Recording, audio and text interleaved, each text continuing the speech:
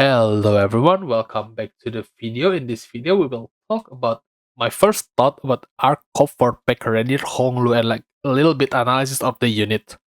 It will be like a simple-ish video, so you guys have a slight idea of what the unit is before actually deciding to pull it or not. Because yeah, my track record about videos pretty bad, right? So yeah, let's just straight go into it. The first skill is Gluttony, Blunt. To coin, it deals more damage for every charge potency, and also at a certain charge potency and count, gain coin power separately. So if you have like 5 charge potency or like 5 charge count, it will gain coin power. Also on use, it will gain charge count, and on hit, you will gain charge plus X, a certain number. So charge potency plus X charge count. So I think at the very least it will be X value here, right? And then on second coin, you will inflict sinking. So even if you lose clash here, you will still gain charge count, which I think is pretty nice. Then moving on onto his skill 2, which I think is the better part of his skill set, is of Envy Blunt, 4 coins called Mind Whip. It deals more damage for every charge potency, the same as skill 1. On use, add X until Y charge count gains sinking and raise this unit's charge count to Z. Then, the skill gains the following attributes: Indiscriminate, Unfocused Volley, and additional attack weight. Indiscriminate means that, yeah, you can hit your allies, also enemies. It doesn't matter. It will be quote-unquote random. Unfocused Volley is a new status, I guess. When this skill flips coins, each coin flips against a random enemy amongst its targets. The first coin always targets the main targets, which is nice. So if you clash with someone, the first coin will always target the enemy first. Then all on-hit effects and all damage dealt by each coin are inflicted only against the random target the coin selected. So let's just say there's 3 enemies, right? The first coin, it targets A and B. Then on the second coin, it targets B and C. So all this only once, A is only once, B is twice, C is only once. So basically, the effects are all here. Then moving back, before use at W plus charge potency, this skill does not gain the indiscriminate attribute. So it will have indiscriminate attribute either before a certain charge potency or after certain charge count, because it's only X until Y, right? So let's just say Y plus 1 or Y plus 2, you will not get indiscriminate, but at Y plus 2, you will not get unfocused volley and additional attack weight as well, which I think the attack weight will be pretty good in my opinion. Then on use, consume X charge count to gain coin power, like the same as usual, right? And before attack, at X plus remaining charge count, consume Y charge count to deal more damage.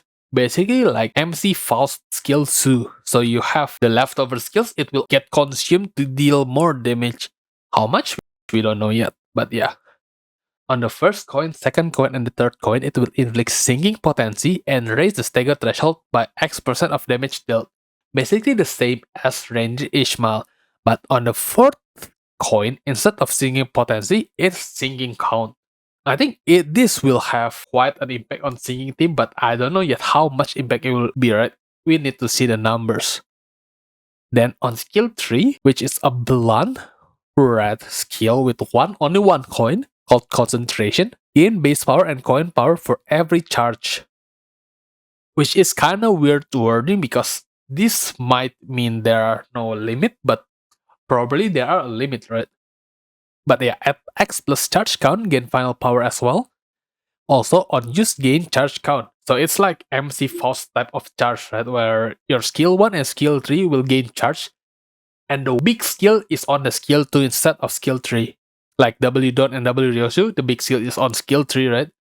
The new type of charge, usually the big skill is on skill 2 nowadays. And yeah, on use, gain charge count. The first coin, deal the skill power times X% damage. Then at X% charge potency, deal even more damage for every charge. So basically there's 2 dynamic multiplier here, which I think it needs to have like 200% or more for this to be at least decent, right? Then on hit, gain charge, potency plus X charge count, basically the same as skill 1, and inflict sinking and sinking count.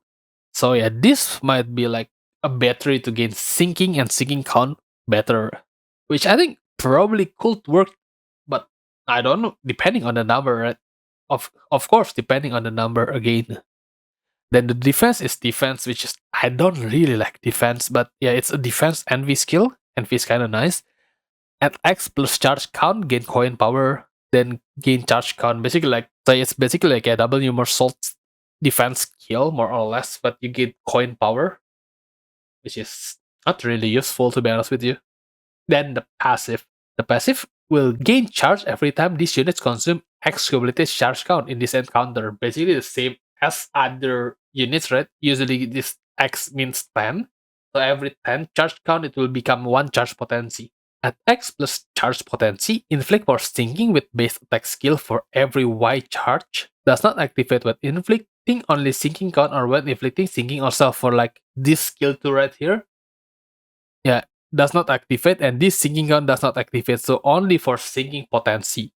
Also, deal charge potency times Z% damage with base attack skill, so basically more damage, and inflict more sinking, which I think will be good with skill too, but again, need to see the number, right? Also for support passive, one ally with the most charge, when using a base skill that gains charge count, deal more damage with the final coin. Only the final coin though, right? What this good is for like MC for skill tree, W Otis probably. Yeah, probably those two only at this point, right? There's not a lot, but kinda nice to have these. So yeah, at the end, I think this unit is pretty decent, but it doesn't fix the slowness of charge team at the moment, which needs to ramp up, especially on this skill too, right? You want to have X plus charge potency on this passive here to deal more sinking and whatnot. And you want a certain number of charge potency as well on skill 2 to not get the indiscriminate, so you cannot hurt yourself. Well, your team basically, yeah, right. I think that's the core problem with charge right now is the tempo wise, right? Because all sinking want is to be fast, fast, and fast, right?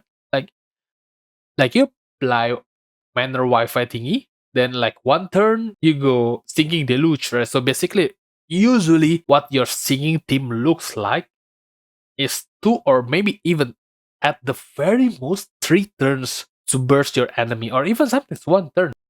Singing to be like fast, fast, fast, right? And this unit does not help singing to be fast.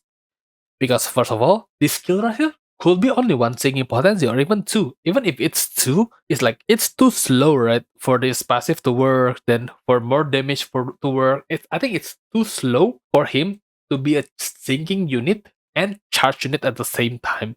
Because all of his kit basically scale better over time. And what sinking want right now is to be fast, right? With singing deluge or like even with the butterfly or solemn lament Gregor, right? All you want is to be fast, fast, and fast. And this unit, I don't think it will help that unless this X charge potency is like 1 or even at most 2. And if the enemy, like if the stages you want to beat is like 6 or 7 turn, then we might saw a potential, right? But right now, especially in railway, right? I don't think there's a point in using Honglu unless the new E.G.O from Honglu at the new season, right, probably is good for spamming or good damage or whatever, then you might consider using this over like other singing units, in my opinion. But other than that, I think it's pretty mediocre.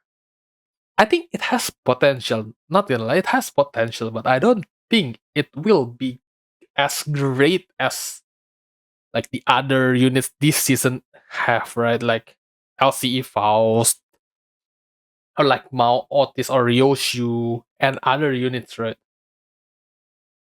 But all in all, I think it's a solid unit. It's a good thing that it's a permanent unit, so you can just spend them anytime. So yeah, I think it's definitely not a must pull because it's first of all it's permanent. Second of all, it's just mediocre unit for now. But I think we need to wait for the numbers to be out, then we can judge further. But overall, on my first thought about this, I think this unit is mediocre, like on a scale from 1 to 10, probably like 6.5. But I do think it has potential. But yeah, that's it. Thank you for watching. Probably will make a more detailed video about this, but for now, this will do. Thank you guys for watching, and I'll see you guys next time. Goodbye.